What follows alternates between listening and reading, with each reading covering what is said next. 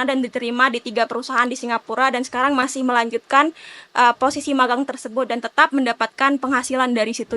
Aku dengar-dengar Kak Amel ini pernah nulis buku dan bukunya diseriskan. Seperti contohnya sekarang aku magang dan itu magangnya berjalan beriringan dengan perkuliahan. Itu ikut pertukaran mahasiswa merdeka ke Universitas Negeri Yogyakarta. Jadi pertama kali nih saya pergi ke Yogyakarta, naik pesawat dibayar langsung oleh pemerintah.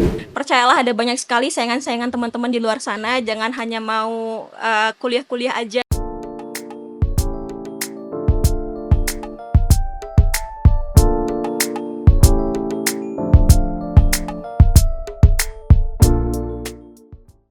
Halo Semeton Unram, selamat datang di Unram Podcast bersama saya Tiwi yang akan menjadi host di episode kali ini. Di episode kali ini kita akan ngobrolin sesuatu yang pastinya relate banget untuk teman-teman semua yang akan atau yang sedang menjalankan masa perkuliahan. Banyak orang yang berpikir kalau kuliah itu hanya tentang belajar di kelas, mengerjakan tugas dan menghadapi ujian. Padahal kuliah lebih dari itu.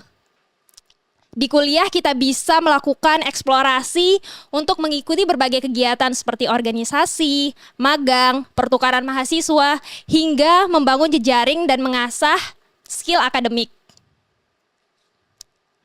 Di episode kali ini kita akan ngobrol dengan salah satu narasumber yang sangat inspiratif yang sudah hadir di sebelah saya, Amel. Halo Amel. Halo Kak Tiwi. Apa kabar Amel? Baik. Oke, mungkin biar lebih jelasnya lagi, Amel bisa perkenalkan diri, jurusan, dan kesibukannya saat ini sedang lagi ngapain aja. Oke, jadi perkenalkan nama aku Sri Reski Amelia, bisa dipanggil Amel, dan sekarang aku mahasiswa Ilmu Komunikasi semester 8 di Universitas Mataram. Kesibukan saat ini adalah sedang menyusun skripsi dan juga sedang melakukan magang remote atau online di salah satu perusahaan di Singapura. Oke, seru banget. Mungkin bisa di-spill ke teman-teman, Amel selama kuliah udah mengikuti kegiatan apa saja dan pencapaian-pencapaian yang sudah diraih itu apa aja sih Mel?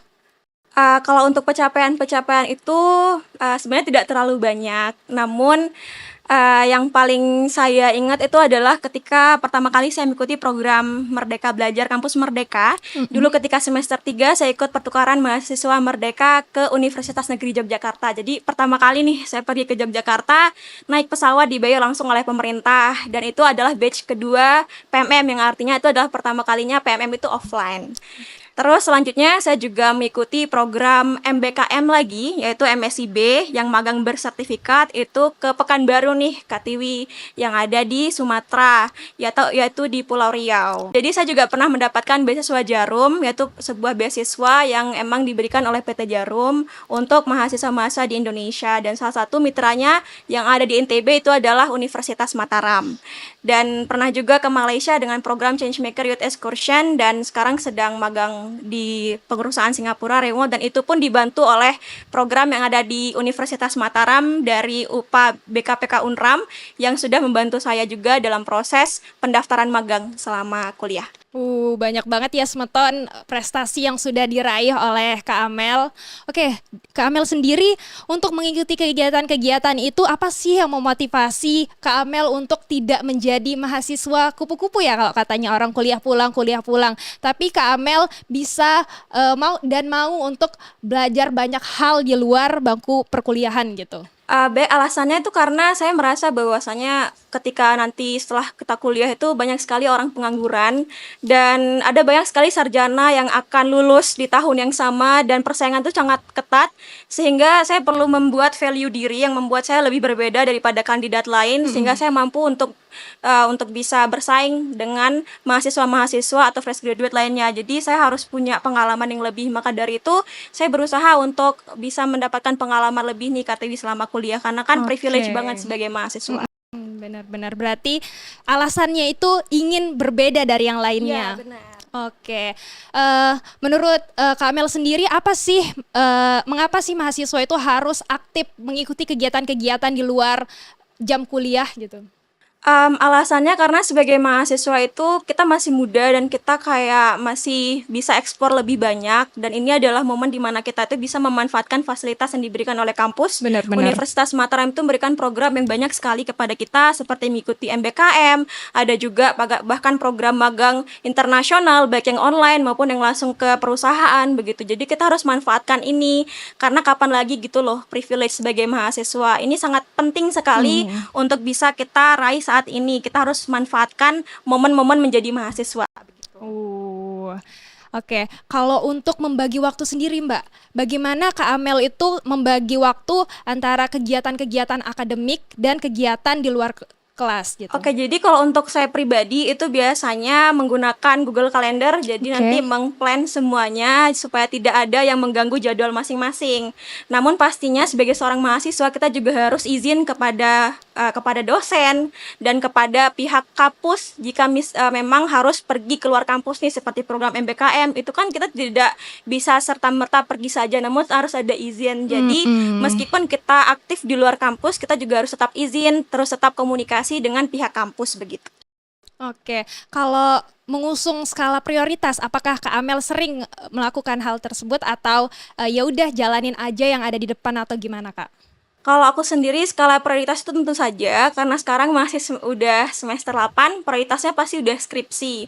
Namun karena saya juga bentar lagi akan lulus, jadi saya juga memprioritaskan untuk bagaimana supaya saya punya karir yang jelas nantinya, dan seenggaknya saya tidak menjadi orang yang tidak memiliki kerjaan ketika sudah lulus nanti. Jadi saya berusaha mencoba mencari pengalaman magang di luar negeri secara online, dan itu pun sudah dibantu oleh pihak Universitas Mataram dari UPA BKPK Unram dan juga Office of International Affairs University of Mataram atau KUI yang juga dulu saya pernah magang di sana. Jadi memang kampus itu sudah sangat memberikan privilege yang banyak sekali kepada mahasiswa begitu. Oke. Menarik banget ya.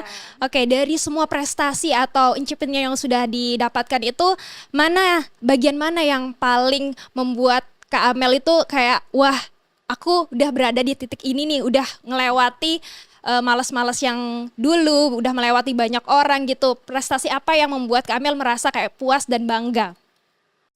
Sejauh ini yang menurut saya paling merasa bangga, tentu saja semua prestasi itu membuat saya bangga.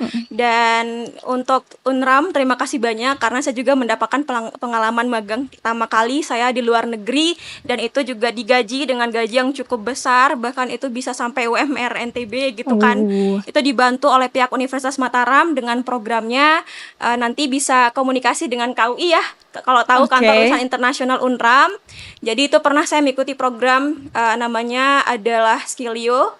Jadi ketika di situ saya ikut programnya, saya mendaftar magang di sana dan diterima di 3 perusahaan di Singapura, dan sekarang masih melanjutkan posisi magang tersebut dan tetap mendapatkan penghasilan dari situ. Jadi kalau misalkan teman-teman boleh banget nih kalau mau tertarik itu bisa komunikasi sama pihak Universitas Mataram terutama di KUI sama UPA BKPK Unram. Jadi manfaatkan fasilitas di kampus gitu. Oke, kalau ngubungin Kak Amel sendiri kayak nanya-nanya boleh nggak, Kak? Boleh banget, boleh banget. Oke, nanti kita cantumin Instagram dari Kak Amel, mungkin bisa kontak-kontakan dari sana ya.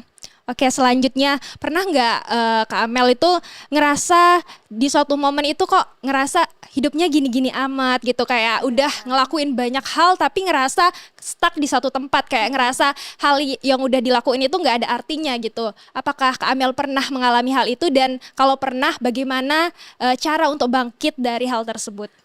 Itu pasti pernah ngerasain karena sebagai manusia pernah ngedown ya kan. Jadi biasanya kalau aku pribadi aku introspeksi diri aja. Jadi memperbaiki apa yang salah dan kurang, dan setelah itu berusaha untuk upgrade diri. Biasanya belajar skill baru, komunikasi dengan teman-teman, ngajak mereka diskusi. Kalau misalkan terkait magang, biasanya topik-topik yang saya suka itu seperti magang atau misalkan pertukaran mahasiswa atau yang lain-lain, itu diskusi sama mereka dan berusaha untuk upgrade diri, ikut beberapa kegiatan di kampus juga yang bisa mengupgrade skill saya, jadi tidak hanya stuck di situ aja, jadi bisa mengupgrade. Berarti kuncinya itu ketika merasa hal tersebut melakukan refleksi diri ya, Kak Amel? Oke, menarik banget nih. Salah satu pelajaran yang kita dapat dari Kak Amel yaitu refleksi diri ketika kita merasa di titik atau merasa sedang stuck gitu teman-teman. Oke, selanjutnya kan Kak Amel itu salah satu awardee beasiswa Jarum Foundation, yang dimana kalau kita ingin mengapply beasiswa itu pasti saingannya nggak sedikit, prosesnya itu pasti akan panjang gitu. Dari Kak Amel sendiri, apa sih strategi yang disiapkan untuk bisa lulus menjadi salah satu awardee beasiswa? Kalau dari aku pribadi ya, mungkin semua orang tuh punya cara masing-masing untuk mendapatkan beasiswa dan jujur aku pernah beberapa kali gagal beasiswa nih Kak Tiwi. Pernah mencoba beasiswa Bank Indonesia aku gagal, beasiswa dari BRI juga dulu pernah gagal dan akhirnya dapet jatuh ke beasiswa Jarum. Dan waktu itu memang yang saya ingat adalah ketika saya membaca salah satu tujuan beasiswa Jarum itu adalah untuk mencetak generasi yang unggul yang bisa dia tahu bagaimana kedepannya kehidupannya, goalsnya seperti apa. Jadi waktu itu ketika saya mendaftar Jarum, saya sudah mempersiapkan nih jawaban-jawaban atas apapun yang akan nanti dipertanyakan ketika nanti saya mau interview gitu. Karena interview kan adalah penentu semuanya ya. Selain saya juga latihan soal dan lain-lainnya karena Jarum banyak sekali tesnya, mulai dari tes tulis, ada juga tes semacam dinamika grup begitu, dinamika tim.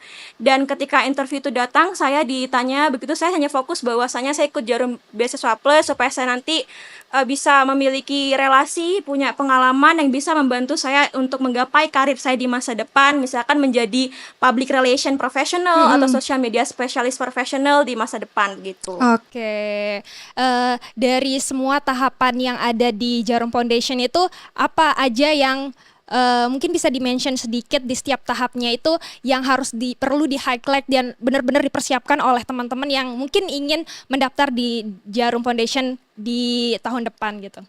Oke, untuk kalau Jarum Beasiswa Plus itu sebenarnya teman-teman hanya perlu mempersiapkan sekarang karena pendaftarannya masih cukup lama ya. Sekarang baru angkatan 40, berarti angkatan 41 bentar lagi sih sebenarnya akan buka, tapi nggak deket amat ya Kak Tiwi.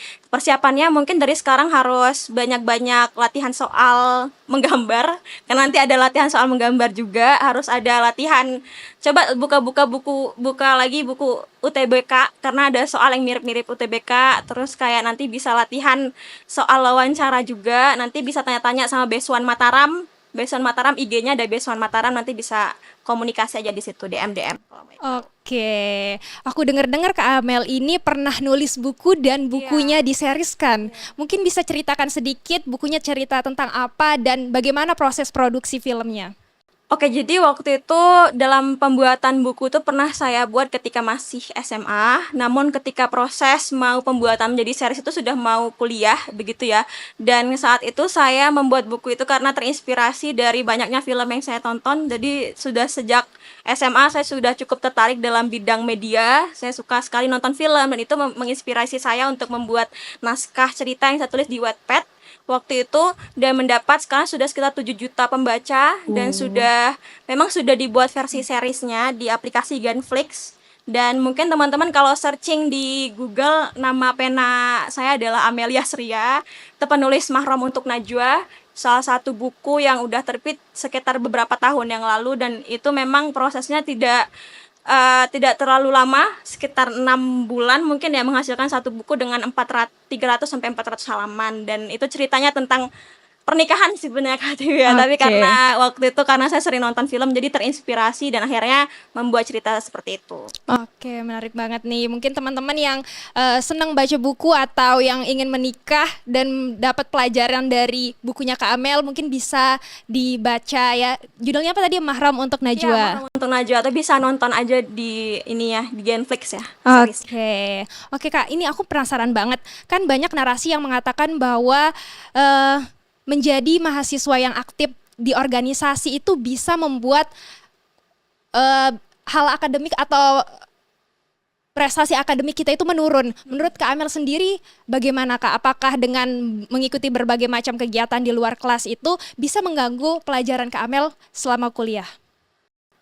Kalau untuk seperti itu sebenarnya tentu saja bisa, itu hal yang sangat manusiawi ya Kak Tiwi untuk bisa mengganggu, tapi itu adalah balik lagi kepada diri sendiri bagaimana prioritas. Kalau kita itu sebagai mahasiswa prioritas kita tetap adalah untuk belajar sebagai Oke. mahasiswa begitu kan. Yang di luar itu adalah ibaratnya adalah yang tambahan-tambahan gitu. Jadi kita harus memprioritaskan kuliah dulu baru kita memprioritaskan yang lain karena itu akan berjalan beriringan. Seperti contohnya sekarang aku magang dan itu magangnya berjalan beriringan dengan perkuliahan. Itu tidak mengganggu sama sekali dan bahkan itu nanti bisa untuk diajukan untuk konversi dan lain sebagainya begitu kan. Jadi kalau misalkan lebih ke pinter-pinternya kita aja gitu. Tapi tetap prioritaskan kuliah itu tetap nomor satu. Oke, kuliah nomor 1, Iya, tetap nomor tapi satu. kegiatan-kegiatan yang lain Iya, bisa bisa juga jalan berjalan. iya, benar. Oke, mungkin ini pertanyaan yang terakhir ya untuk Kak Amel. Apa sih tips untuk bisa menjadi mahasiswa yang menyeimbangkan antara kegiatan akademik dan non-akademiknya? Kalau untuk ke mahasiswa mungkin lebih kepada membuat perspektif kepada diri sendiri, tanamkan pada diri sendiri bahwasanya setelah kita lulus kuliah itu persaingan akan sangat ketat dan percayalah ada banyak sekali saingan-saingan teman-teman di luar sana. Jangan hanya mau kuliah-kuliah aja, tapi ayo kita sama-sama untuk ikut organisasi, ikut kegiatan di luar kelas dan lain sebagainya tanpa mengganggu perkuliahan karena tetap harus komunikasi dengan dosen dan beberapa pihak yang memang harus tahu seperti wali murid juga ya, orang tua kita juga kita hubungi dan itu sangat penting sekali yang non akademik dan akademik itu sejalan beriringan sih Kak Tiwi. Jadi harus sama-sama diperhitungkan karena itu bisa membangun value diri kita supaya nanti kita tuh lebih berbeda daripada orang-orang lain di sekitar. Oke guys, itu dia tadi dari Kak Amel yang ingin saya highlight bahwa persaingan di luar sana itu benar-benar sangat ketat. Tapi perlu kita ingat bahwa kita harus bersaing secara sehat. Iya. Ya. Oke, seru banget ya obrolan kita pada episode kali ini. Aku mau berterima kasih banyak kepada Kak Amel yang sudah memberikan insight yang sangat inspiratif bagi kita semua. Semoga kita bisa mengambil pelajaran dari podcast kali ini, yaitu kita bisa kuliah, kita bisa berprestasi di akademik dan kita juga bisa menyeimbangkannya dengan berbagai macam kegiatan dengan kita mengusung skala prioritas kita masing-masing. Oke, mungkin itu aja Kak Amel. Terima kasih sudah hadir di podcast kita pada hari ini. Mungkin untuk teman-teman dan untuk kita semua jangan takut untuk keluar dari zona nyaman, cari kesempatan sebanyak mungkin dan pastinya nikmati setiap proses yang sedang kita jalani. Benar. Pada setiap kegiatan yang akan kita ikuti.